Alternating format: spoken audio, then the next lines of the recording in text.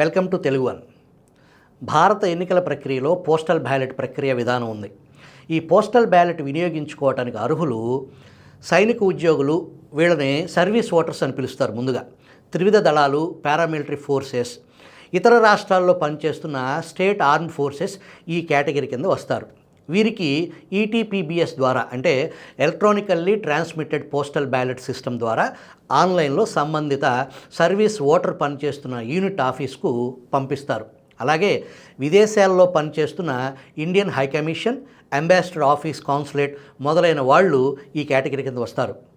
తర్వాత మిగిలిన category voting ప్రక్రియలో పాల్గొనే ప్రత్యక్ష ఎన్నికల సిబ్బంది, బందోబస్తు బాధ్యతలు నిర్వహించే పోలీస్ సిబ్బంది, అలాగే బిఎల్ఓలు, సెక్టార్ ఆఫీసర్లు, FST, SST, VST, VVT, accounting మొదలైన టీమ్ సిబ్బంది, ఆర్ఓ కార్యాలయ సిబ్బంది, డ్రైవర్లు, క్లీనర్లు, వీడియోగ్రాఫర్లు మొదలైన వారు. అలాగే రాష్ట్ర, కేంద్ర ప్రభుత్వ మరియు ప్రభుత్వ రంగ అత్యవసర సర్వీసులకు సంబంధించి, ఉదాహరణకు విమానయాన, ఆర్టీసీ, రైల్వే, వైద్య, ఆరోగ్య, విద్యుత్ మొదలైన శాఖల సిబ్బంది. హోమ్ ఓటింగ్ ద్వారా వయోవృద్ధులకు, అంగవైకల్యం కలవారికి అవకాశం కల్పిస్తారు. జైలు ఖైదీలకు ఓటు హక్కు వినియోగించుకునే అవకాశం లేదు.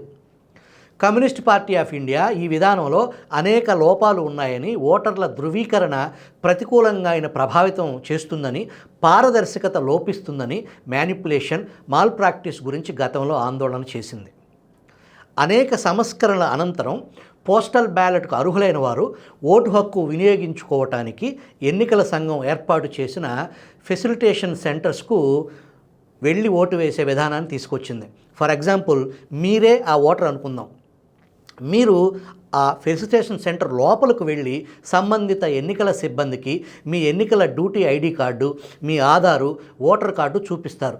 అన్నింటినీ సరిపోల్చుకున్నాక మీకు 13A అనే ఒక డిక్లరేషన్ ఫామ్ ఇస్తారు. అదేంటంటే, మీరు మీ ఓటును రహస్యంగా వినియోగించుకుంటున్నారు అని మీరు స్వయంగా ఇచ్చే డిక్లరేషన్ ఫామ్. దాని మీద సంతకం పెడతారు. గతంలో ఈ 13A ఫామ్, దాంతోపాటు 13B బ్యాలెట్ పేపర్ మీ ఇంటికి పోస్ట్లో వచ్చేది. దాని మీద మీ సంతకాన్ని దగ్గరలో ఉన్న ఒక గెజిటెడ్ ఆఫీసర్ సమక్షంలో మీరు సంతకం పెట్టిన తర్వాత ఆ గెజిటెడ్ ఆఫీసర్ అవును ఈ ఓటర్ నా సమక్షంలో సంతకం పెట్టాడని అటెస్టేషన్ చేస్తారు. ఆ తర్వాత ఆ 13A డిక్లరేషన్, ఈ 13B బ్యాలెట్ పేపర్ కలిపి 13C అనే ఒక కవర్లో పెట్టి తిరిగి పోస్ట్లో పంపించేవారు.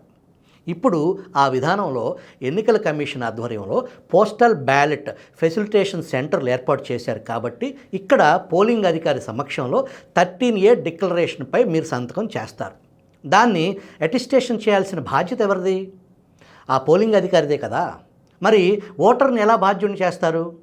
సంతకం లేకపోయినా, సీలు లేకపోయినా, ఆ అధికారి హోదా లేకపోయినా మీకు సంబంధం లేదు కదా. దానికి బాధ్యత ఎవరిది?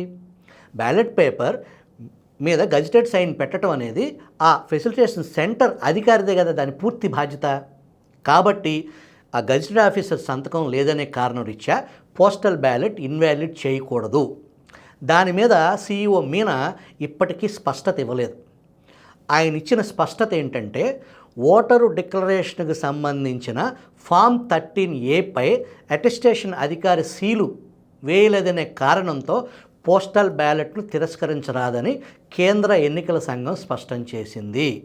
అటెస్టేషన్ అధికారి పేరు, హోదా వంటి వివరాలన్నీ ఆ ఫామ్లో ఉంటే, అధికారిక ముద్ర, సీల్ లేకపోయినా ఆ పోస్టల్ బ్యాలెట్ చెల్లుబాటు అవుతుంది అని పేర్కొంది. నా పాయింట్ ఏంటంటే, పోలింగ్ అధికారి సంతకం లేదనుకుందాం, దానికి బాధ్యుడు ఓటరు కాదు కదా. ఫామ్ మీ దగ్గరే పెట్టుకుని ఓటర్ చేత సంతకం పెట్టించుకుని అధికారి సంతకం పెట్టకపోతే ఓటు ఇన్వాల్యూడ్ అవతంలో అర్థం ఉందా? దానిపై మీనా పెదవి విప్పలేదు, పెన్ను కదలలేదు. అటెస్టేషన్ విషయంలో ఏమైనా సందేహాలు తలెత్తినా నివృత్తి చేసుకోవటానికి, అవసరమైతే ధృవీకరించుకోవటానికి వీలుగా ఆ ఫెసిలిటేషన్ సెంటర్లో నియమితులైన అసిస్టెంట్ అధికారి పేరు, హోదాలతో కూడిన నమూనా సంతకాలు తీసుకుని ఇతర జిల్లాల అధికారులకు పంపించాలని ఆయన ఆదేశించారు. పోస్టల్ బ్యాలెట్ పత్రం వెనక భాగంలో సంతకం చేయటం రిటర్నింగ్ అధికారి, సంబంధిత ఆ ఫెసిలిటేషన్ సెంటర్ ఇన్ఛార్జిగా వ్యవహరించే AR బాధ్యత అని పేర్కొంది. లెక్కింపు సమయంలో ఏదైనా సందేహం తలెత్తితే ఆ పోస్టల్ బ్యాలెట్ పేపర్ సీరియల్ నెంబర్ని సంబంధిత పోస్టల్ బ్యాలెట్ కౌంటర్ ఫైల్లో ఉన్న సీరియల్ నెంబర్తో సరిపోల్చుకోవాలని తెలిపింది. ఆ పోస్టల్ బ్యాలెట్ వాస్తవికతను నిర్ధారించుకునేందుకు అవసరమైతే రిటర్నింగ్ అధికారి వద్ద ఉన్న పోస్టల్ బ్యాలెట్ పేపర్ ఖాతాతో సరిపోల్చుకోవచ్చని వెల్లడించింది. ఆ పోస్టల్ బ్యాలెట్ నకిలీదని తేలితే తిరస్కరించవచ్చని పేర్కొంది. ఓటు వేసిన తరువాత పోస్టల్ బ్యాలెట్ పొందుపరిచిన ఆ బయట కవర్ బి ఫామ్ సి పై ఓటరు సంతకం లేదనే కారణంతో దాన్ని తిరస్కరించకూడదు అని తెలిపింది. ఈ మేరకు రాష్ట్ర ప్రధాన ఎన్నికల అధికారి ముఖేష్ కుమార్ మీనా రాష్ట్రంలోని అన్ని జిల్లాల కలెక్టర్లకు ఆదివారం ఆదేశాలు జారీ చేశారు. ఈ మార్గదర్శకాలపై అభ్యర్థులు, రాజకీయ పార్టీల ప్రతినిధులకు అవగాహన కల్పించాలని, కౌంటింగ్ సూపర్వైజర్లు, కౌంటింగ్ అసిస్టెంట్లకు శిక్షణ ఇవ్వాలని సూచించారు. రాష్ట్ర ప్రధాన ఎన్నికల అధికారి ముఖేష్ కుమార్ మీనా స్వంతంగా వ్యక్తిగతంగా ఈ సడలింపులు ఇచ్చినట్టు సాక్షిలో భారతిరెడ్డి చెప్పినట్టు మీనా ఫోటో అచ్చేసి పచ్చసిరాతో అని ఆయన చర్యలకు దురుద్దేశాలు ఆపాదించారు సాక్షి పత్రిక. మరి మీనా ఈ సడలింపులు ఎందుకు ఇచ్చారు? భారత election commission 2023 guidelines, returning officers and candidate handbook clear instruction ప్రకారం అక్కడున్న రూల్ పొజిషన్ను మీనా గుర్తు చేశారు.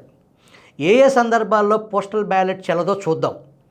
ఒకరికంటే ఎక్కువ అభ్యర్థులకు ఓటు వేసినా, నకిలీ పోస్టల్ బ్యాలెట్ అని తేలినా, వాస్తవమైన పోస్టల్ బ్యాలెట్ పత్రంగా గుర్తించలేనంతగా దెబ్బతిన్నా లేదా చిరిగిపోయినా, రిటర్నింగ్ అధికారి అందించిన కవర్ బిలో దాన్ని తిరిగి ఇవ్వకపోయినా, కవర్ బిలో ఓటర్ డిక్లరేషన్ సంబంధించిన ఫామ్ 13A లేకపోయినా, ఓటరు ఎవరికి వేశారో స్పష్టత కొరవడినా, సీరియల్ నెంబర్లు సరిపోలకపోయినా, తనను గుర్తించేందుకు బ్యాలెట్పై ఏదైనా రాసినా ఆ ఓటు చెల్లదు. భారతిరెడ్డి పత్రిక ఏమంటుందో చూడండి. పీసీఆర్ జూమ్ చేయండి. ఈ సడలింపులు పచ్చసిరాతో పోస్టల్ బ్యాలెట్ ఆమోదంపై గత ఏడాది జూలై 19న కేంద్ర ఎన్నికల సంఘం స్పష్టమైన మార్గదర్శకాలు. దేశవ్యాప్తంగా అవే అమలు కూడా. కానీ డిక్లరేషన్ ఫామ్పై అటెస్టింగ్ అధికారి స్టాంపు లేకపోయినా సంతకం ఉంటే చాలు ఆమోదించాలని టీడీపీ విజ్ఞప్తి. ఆ మేరకు సడలింపు ఇస్తూ ఈ నెల 25న రాష్ట్ర ఎన్నికల ప్రధానాధికారి ఉత్తర్వులు. ఈసీ ఎంపైర్ లాగా లేదు. కౌంటింగ్లో అప్రమత్తత అవసరం. అటెస్టింగ్ ఆఫీసర్ సంతకంపై అనుమానం వస్తే ఆర్ఓ జిల్లా ఎన్నికల అధికారి వద్ద సంతకంతో సరిపోల్చుకోవాలని ఆదేశాలు. ఈ పోస్టల్ బ్యాలెట్ల లెక్కింపు సమయంలో వివాదాలకు దారితీస్తుందంటున్న రాజకీయ పక్షాలు. ఏంటి ఆ పక్షాలు? శాంతి భద్రతల సమస్యగా పరిణమిస్తుందని ఆందోళన. రాష్ట్ర ఎన్నికల సంఘం మరీ ఇంత పక్షపాతంపై విస్మయం. ఈసీ ఎంపైర్లా లేదు. కౌంటింగ్లో అప్రమత్తత అవసరం. దానికి బాబు వైరస్ సోకింది. వారంలో టీడీపీ పీడ విరగడ. ఫలితాలు వెలువడే వరకు ఏమరపాటు పనికిరాదు. అధికారంలోకి వచ్చేది వైఎస్ఆర్సీపీనే. అనుమానాలు నివృత్తి చేసుకోవాలి. కౌంటింగ్ ఏజెంట్ల జాబితా 31లోగా అందివ్వాలి. గీత దాటిన అధికారులు తగిన మూల్యం చెల్లించుకోక తప్పదు. వైఎస్ఆర్సీపీ ప్రధాన కార్యదర్శి సజ్జల రామకృష్ణారెడ్డి హెచ్చరిక ఇది. అంటే అర్థం ఏంటి? మీనా కానీ ఇతర పోలింగ్ సిబ్బందిని సజ్జల రామకృష్ణారెడ్డి నేరుగా బెదిరిస్తున్నారన్నమాట. మీ అంతు చూస్తాం అని మనం అర్థం చేసుకోవాలి. పోస్టల్ బ్యాలెట్ల లెక్కింపు సమయంలో వివాదాలకు దారితీస్తుందంటున్న రాజకీయ పక్షాలు. శాంతి భద్రతల సమస్యగా పరిణమిస్తుందంటూ ఆందోళన. దాన్ని హైలైట్ చేయండి. పీసీఆర్ జూమిట్. పోస్టల్ బ్యాలెట్ల లెక్కింపు సమయంలో శాంతి భద్రతల సమస్య అంట. అర్థమైందిగా? సాక్షికి ముందే తెలిసిపోతుంది ఎక్కడెక్కడ అల్లర్లు జరుగుతాయి, ఎవరికి ఎప్పుడు గుండెపోటు వస్తుంది అనేది సాక్షి ప్రత్యేకం. భారతిరెడ్డి ఈ రాతలు రాయించడానికి ప్రధాన కారణం ఏంటి? పోస్టల్ బ్యాలెట్లో వైసీపీకి ఓటు వేసేవారు లేరు అనే ఉద్దేశంతో ఆ ఓట్లని ఇన్వాలిడ్ చేయాలి అంటున్నారా? ఓటరు హక్కులను కాపాడకుండా ఇంతలాగా బరితెగించడం, దానికి ఒక రోత పత్రికను అడ్డు పెట్టుకుని నిత్యం అసత్యాల అశుద్ధాన్ని అచ్చేయటానికి ఎంత టాలెంట్ కావాలి? That is Sakshi.